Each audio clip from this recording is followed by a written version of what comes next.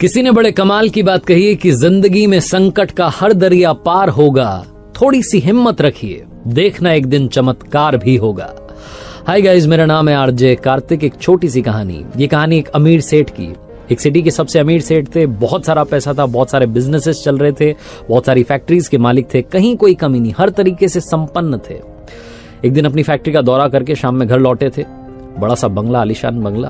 अंदर पहुंचे तो देखा कि घर वाले सारे लोग जो थे पूजा पाठ कर रहे थे, शाम की आरती चल रही थी। सेठ जी को भगवान से थोड़ी डिस्टेंस बनाने में मजा आता था। वो नास्तिक टाइप के थे, वो दूर रहते थे।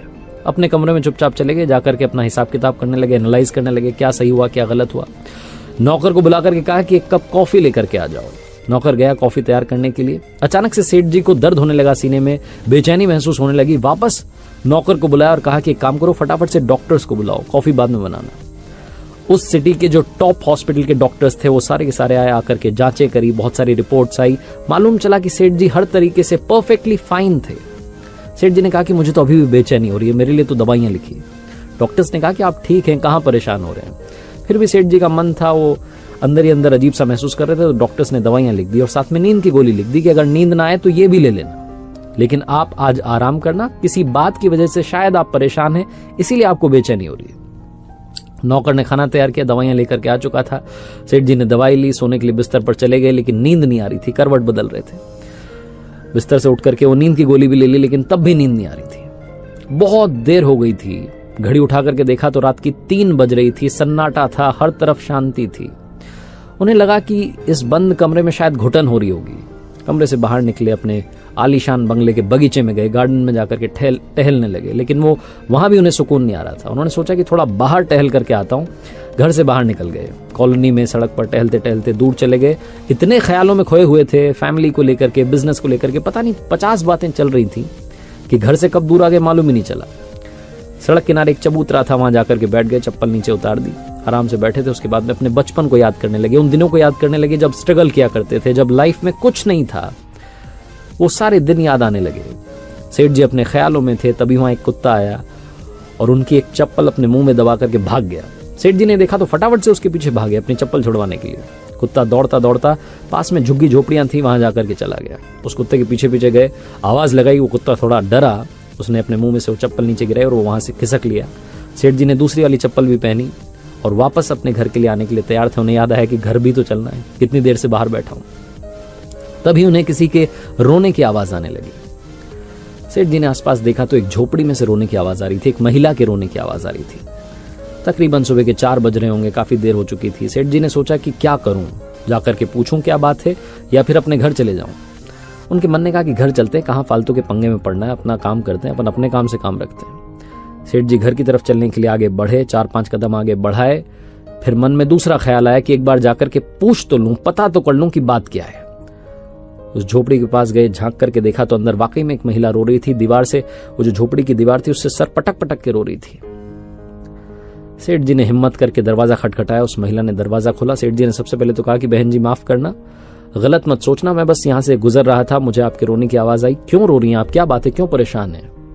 तो उस महिला ने बताया कि बाबूजी क्या बताऊं, यहां पर आप देखिए मेरी 7 साल की बच्ची है, सोई हुई है जमीन पर, ये बीमार है। डॉक्टर्स कह रहे हैं कि इसके ऑपरेशन के लिए बड़ा खर्चा होगा, लेकिन कोई मुझे पैसे नहीं दे रहा है, मदद करने के लिए तैयार नहीं है।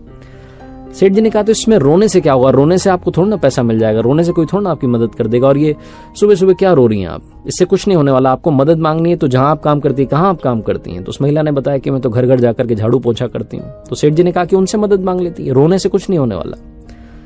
तो उस महिला ने कहा कि रो तो इसलिए रही थी क्योंकि कल एक बाबा जी यहां से निकले थे। उन्होंने कहा था कि बेटा सुबह 4 बजे कल रोना शुरू करना और ऊपर वाले को याद करना, लगातार प्रार्थना करना, देखना चमत्कार होगा।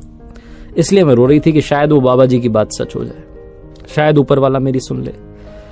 सेठ जी ने जब ये सुना तो उनका दिल पिघल गया। उन्होंने फटाफट से कॉल किया, एम्बुलेंस आई, डॉक्टर्स को कॉल कर दिया कि इस बच्ची का ऑपरेशन होना है, जितना खर्चा होना है वो सब आप मुझसे लेना, आप इस बच्ची को ठीक कर दो, स्वस्थ कर दो। और उस महिला को कहा कि आप कल से ही मेरे यहाँ पर आकर के नौकरी शुरू कीजिए, मेरे पास बहुत सारी फैक्ट्रीज हैं, आपको जहां काम करना है वहां काम करना।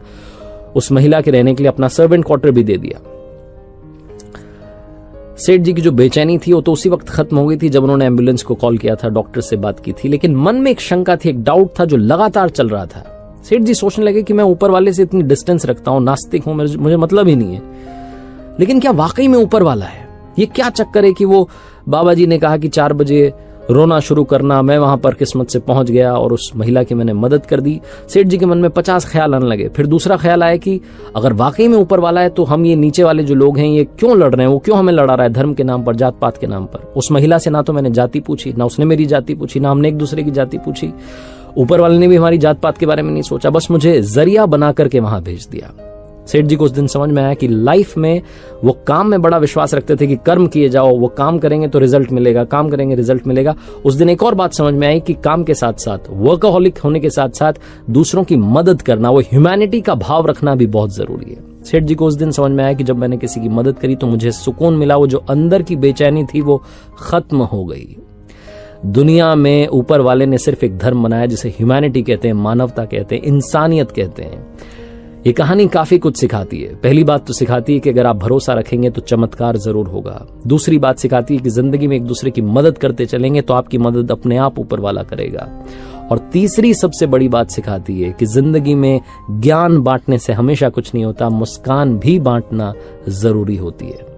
इसीलिए आरजे कार्तिक हर कहानी के आखिरी में कहता है, ऊपर वाले के आशीर्वाद के साथ, अपनी मेहनत के साथ, अपनों के प्यार के साथ कर दिखाओ कुछ ऐसा कि दुनिया करना चाहे आपके जैसा।